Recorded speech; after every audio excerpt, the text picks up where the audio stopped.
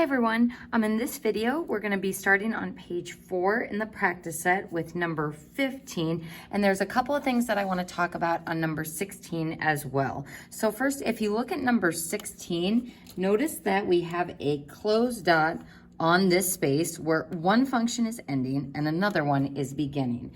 You are supposed to write the equation of the piecewise function for this one so that we all get the same answers. I would like you to consider the open dot as going with this piece going up and the closed dot going with the piece going to the left. So folks, this is an important thing to be aware of, is when you are graphing on this assignment, how I would like you to denote a closed dot and an open dot occupying the same space would be like this. So this would be my closed dot going to the left.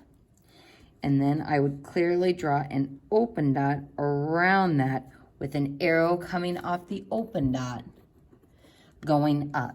So folks, on the front page of this assignment, if you encounter an open dot and a closed dot occupying the same space, draw the open dot around the closed dot so I can tell which piece it goes with. So on number 16, we're writing the equation for that piecewise function. And the problem that we're gonna go through, kind of catch and release together, is number 15. So what I would do is pause the video and try to get as far as you can on this problem in a couple of minutes, and then check back in to see how you're doing with your work. All right, folks, so what makes this problem different is the amount of bound lines and bound statements we have. So first, we've got a split at -3, so I'm going to draw a bound line there. Then we've got another interval from -1 to 3, so using those bound values to make my bound lines. And then at 3, again. So folks, the interesting thing about this one is we have 3 function pieces, but we have broken our graph into 1, 2, 3, 4 different kind of X interval areas. So what this means is that we are going to have one area of this graph that is blank or doesn't have a function piece associated with it. So we're going to go ahead and start our tables. We've got f of x equals -x. For the first function piece, we've got f of x equals x squared minus 1. There's our quadratic function piece. And then our third function piece is a constant function, f of x equals -2.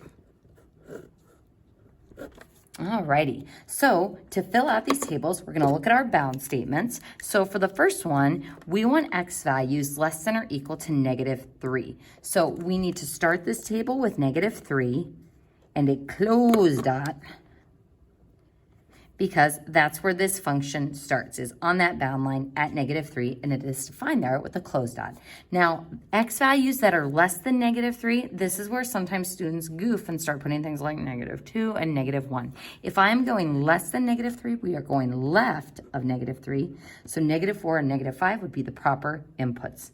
Now, for my next function piece, we have to use both of these bound values so that this function piece extends bound line to bound line. So I have to include -1, and since x is greater than -1, we will use an open dot for that value. Then we'll get to choose an x value in between, and then we've got our bound value at 3, which will have a closed dot since its x value is less than or equal to 3. Now I get to pick an x value in between -1 and 3, easiest value being 0.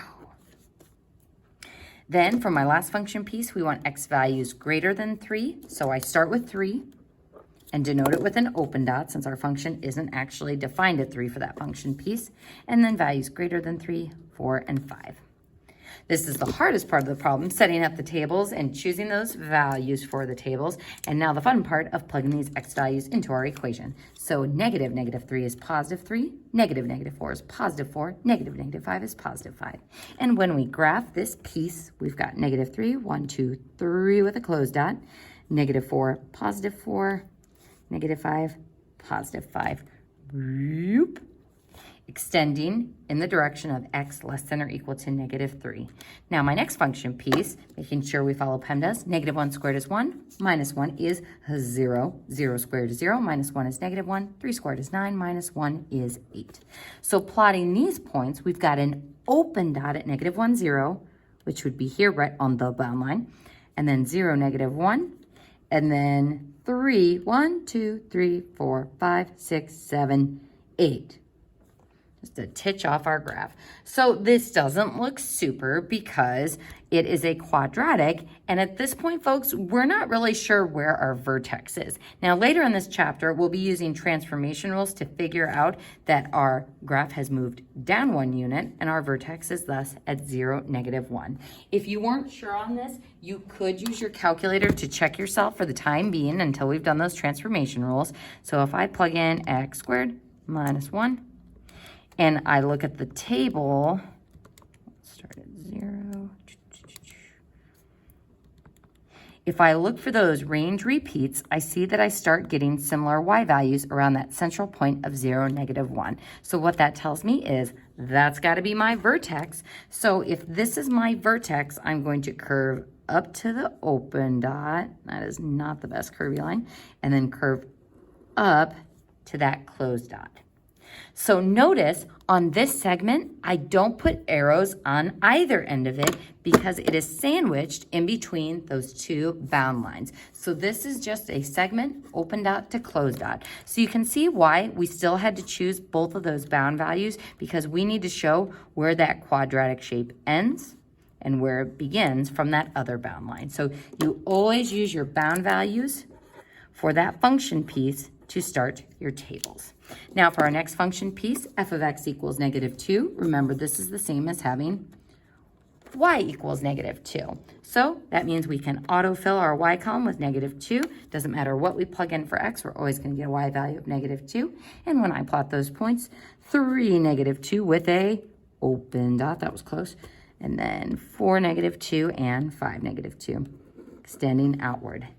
And that would be our piecewise function.